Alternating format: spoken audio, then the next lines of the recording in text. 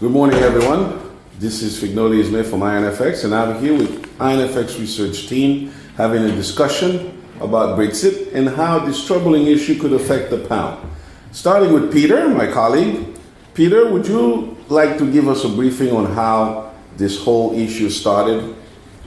Yeah, Brexit actually came to life as an issue with the UK referendum, where it was decided that the UK would leave the EU. However, on the other hand, the UK politicians seemed not so well prepared for such a scenario. I see. The vision of how actually this was going to happen wasn't clear. The final details were not tuned. This caused intense discussions within the UK itself, dividing the UK political scene practically to hard Brexiteers and soft Brexiteers. On the other hand, it also delayed negotiations with the EU. The EU and the UK finally reached an agreement in which it was included as a clause that Northern Ireland would remain under the EU customs rule indefinitely. On the other hand, we have the UK Parliament rejecting this scenario, the so-called Irish backstop. And now we have a UK government which is trapped between, on the one hand, the agreement she had reached with the EU, and on the other hand, we have the UK Parliament disapproving of the agreement. I see. I hate to ask, but anyhow, Angela, what do you think we stand now with Brexit? Yeah, Theresa May was in Brussels in previous days. She was talking to EU officials. No update has been given on the matter. Nothing has been changed for the time being. She has vowed to bring back a different agreement as it was rejected back in January. She has vowed to make changes, to make amendments, and bring it back to Parliament to review. They have a Brexit debate on the 14th of February, in 2 days from now, which is will be very interesting to see. They will go back and forth, Prime Minister with the Parliament. And I believe May she's trying to negotiate a new deal, and could be a very interesting week for the pound and the UK in general. And volatility. Okay, fair enough. Peter, excuse me. What do you think Theresa May is trying to achieve here? With this back and forth, running here, running there? Theresa May actually is walking a very, very fine line. It's balancing between the two conflicting parts. And as Angelos correctly mentioned, she has returned from Brussels empty-handed. At the same time, she has rejected Labour Party's proposal, which included, among other 4 points, that the UK could remain under EU customs rule.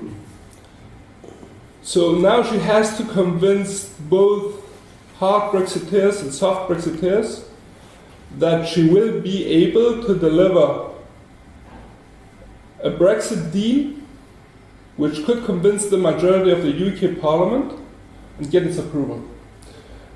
The most probable scenario now would be for Theresa May to practically ask for more time. And we could see her hinting, if not clearly stating it today, as she's scheduled to address the UK Parliament. So we could be having some developments there today, actually. So traders should be aware, keep their eyes open. Sorry. What has been the EU position up until now? Because I heard some news about that they didn't want to renegotiate anything. Yeah. So it's no surprise she went all the way to Brussels for nothing, just for a nice trip for vacation. What has been the solid position at this point? The EU has refused to renegotiate. Okay, let's not forget that in the UK, they have divided voters and they have a divided parliament. Okay, so they're kind of displaying strong uncertainty. Okay, if the UK manages to move in a direction, in a specific direction, and agree on things, I believe the EU could renegotiate. Okay, it's in favor of everyone to negotiate a soft Brexit deal. It's in favor of everyone. The opposite scenario is not a good scenario, as we know. So I believe the EU is in favor of an agreement for Brexit. That's good. Positive outcome, good for everybody. What is the procedure the UK have to follow now for Brexit, and what are the possible outcomes you think, Peter? Okay, as mentioned before, Theresa May is about to address the UK Parliament today. The next big date would be the day after tomorrow, the 14th of February, where the UK Parliament will be debating the issue once again. Amendments could be tabled. I see. So that's something which we should be aware of. Now, the first possible outcome would be for the UK Parliament to practically accept the deal and the Irish backstop. However, we have to mention that the history until now, especially the last vote by the UK Parliament and the wide majority which it had, it rejected the Irish backstop. So such a chance would be at least slim, if non-existent. The second scenario would be practically for the UK Parliament to reject once again the Irish backstop. Theresa May gets additional time, and this time most probably until the 27th of February, 26th or 27th of February, to renegotiate with her EU counterparts. I see. We could see at the end of those negotiations, as mentioned before, the UK Parliament having another vote or another discussion. Otherwise, depending on which amendments will be tabled and what will pass, what will be approved by the UK Parliament, what will be rejected, we could see the UK Parliament asking the UK government to practically extend the Brexit date. That's also a possible outcome. We could see the UK Parliament slowly but steadily taking over control of the procedure itself. And should that be the case, we could see extreme case scenarios like general elections, a new referendum. Anything could be on the table then. Wow. Sounds to me. Still rather remote though. Yeah, but with all these case scenarios just presented, if that should happen, it looks like Theresa May might not have a job after all. But March 29 has been essential. Theresa May have been adamant in keeping this date as Brexit date unchanged. Do you think this is still doable, still achievable? I believe it's achievable for two reasons. For every day they get an extension for, if they pass that date, they will be paying millions of pounds in charges. Oh boy. Okay, so if you can reach a deal on the date or before the date, it will be very good and you'll be reducing costs. Now, we also must pay attention to the uncertainty that has been affecting investors in the UK, banks in the UK, businesses, and we're seeing people moving money outside the UK now, and this could be reversed if they can reach the date. Again, on the other hand though, if they cannot reach an agreement before that date, I believe they will not make a decision under pressure and under fear. I believe they will make a decision when they are sure about themselves. So again, even an extension could be a good case if they're leaning towards an agreement, a soft Brexit agreement.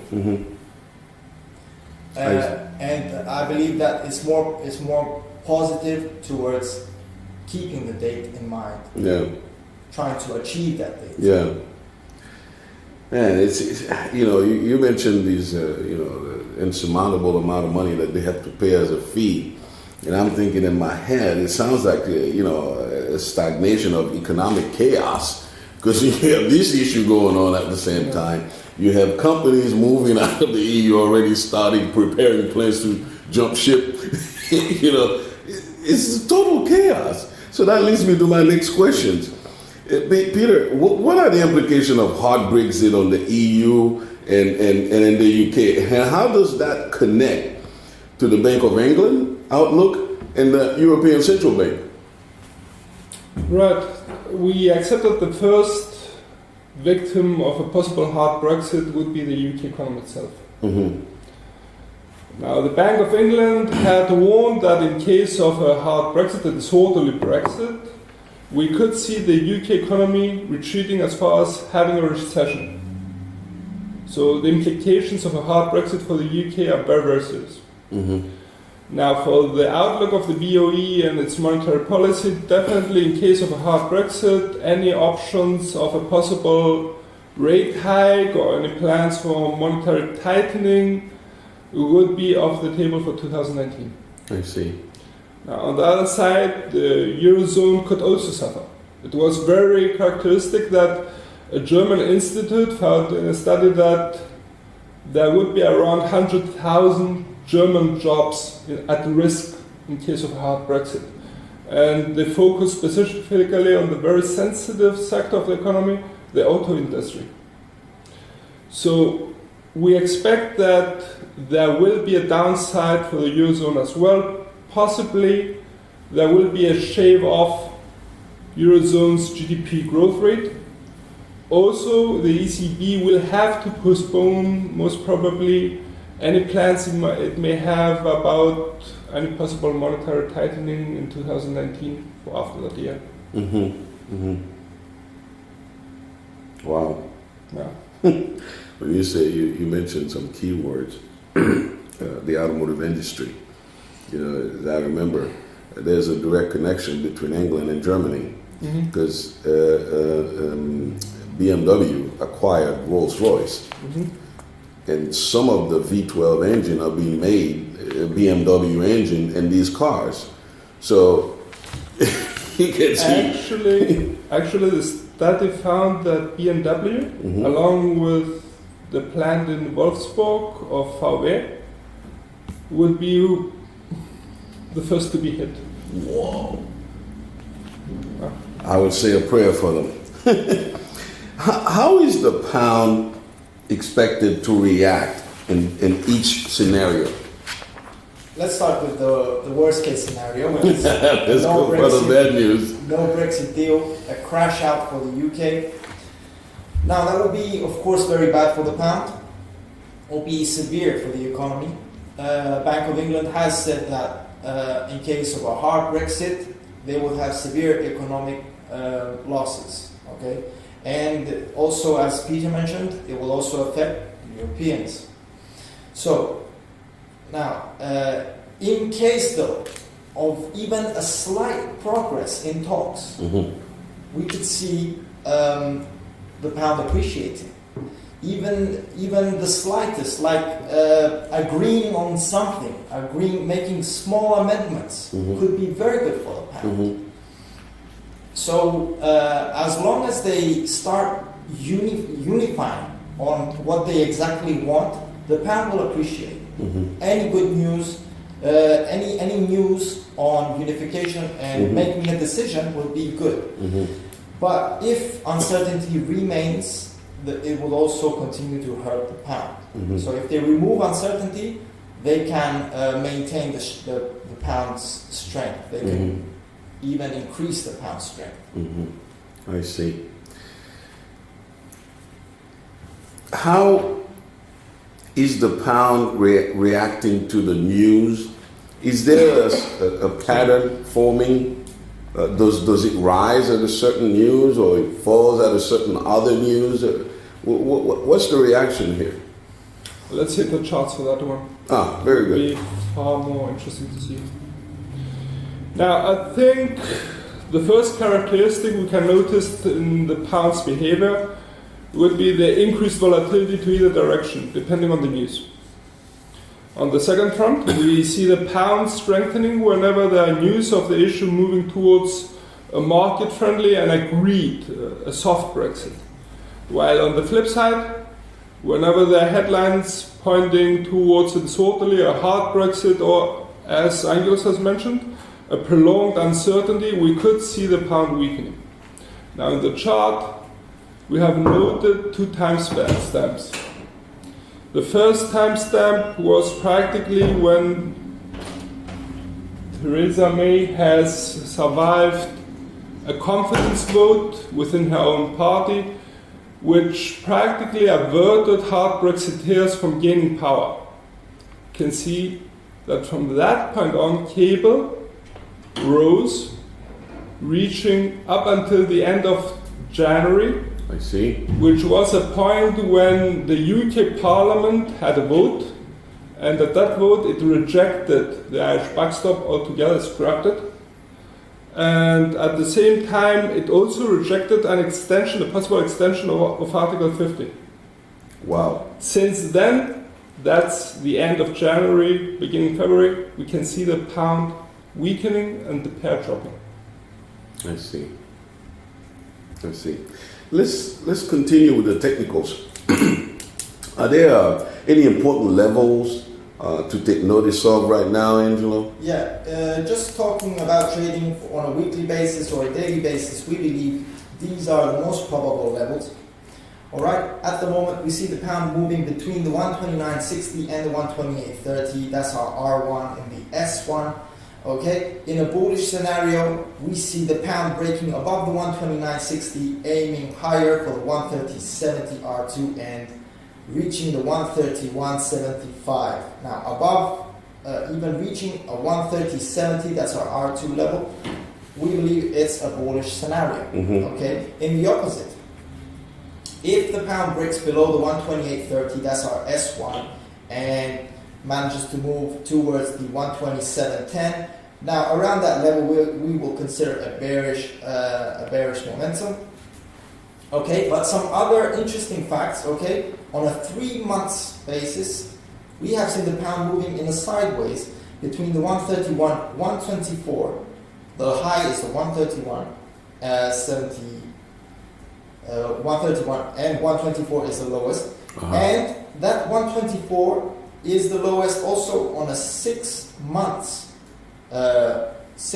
basis. So we believe that 124 is the price to reach in the worst, like bad news. Something unexpected bad has come for the pound. Okay. But the best case scenario in the opposite, as I said, if we see unexpected progress in talks, we can reach even 135 and over that level. That's so high. Is possible. It is possible for the pound to move a lot higher in case of good news. Yeah, hasn't been that high for quite some time, yeah? Yes. Very good, very good. Any suggestion to traders wanting to trade the pound for Brexit? I think, first of all, we have to stress, and we cannot stress enough, how strong the volatility can become to either direction in extreme case scenarios. Yet the main drive behind traders to actually trade the pound for Brexit would be the possibility of substantial gains to either side. They can either go short or long, and if they're correct, they can book some substantial gains there. On the other hand, we have to warn that substantial risks also exist and could pose a serious threat to traders' funds. Hence, the first point would be for traders to be on the guard, know the fundamentals behind Brexit, know how news could affect the pound, whether strengthen it or weaken it, and more or less recognize the trends forming slowly over time and the fundamentals behind each trend. On a technical level, they must have a clear idea what the entry and exit points are. It would be highly advisable to have enabled their stop loss levels and the take profits levels. And on a more personal level, I would suggest for the individual trader to actually be able to master his own emotions, not let fear or greed drive him. That sounds like And me. practically tell them away. Yes. It will be interesting to see how this issue will evolve, and definitely volatility for the pound could rise. Okay, but in any case, we're gonna give we were gonna take some questions first live online, but we decided it's probably better served that if they write in their questions to support, and then we will answer the questions Yeah, for them. we could provide them the more substantial answers. Yes, give them more information. IronFX wants to provide an in-depth analysis to boost your trading, obviously. We will be doing a number of live seminars on a weekly basis on a various topic. IronFX has always been a global leader, an innovator. And at this time, I'm glad to have my colleagues, the research team, came up with these ideas of actually creating something that enhanced the trading and the value of having an account with us. Okay, that's substantial. I don't think anybody else is doing it out there. We're always looking for ways to do better. Thank you, Mr. Gignoli. Yes. To follow us for more information and trading ideas, you can follow us on Twitter, Facebook, subscribe to our YouTube channel, and circle us on Google. This is Theresa May with my colleagues here, research team, wishing you a wonderful trading, solid trading from IronFX, and have a pleasant day. Since you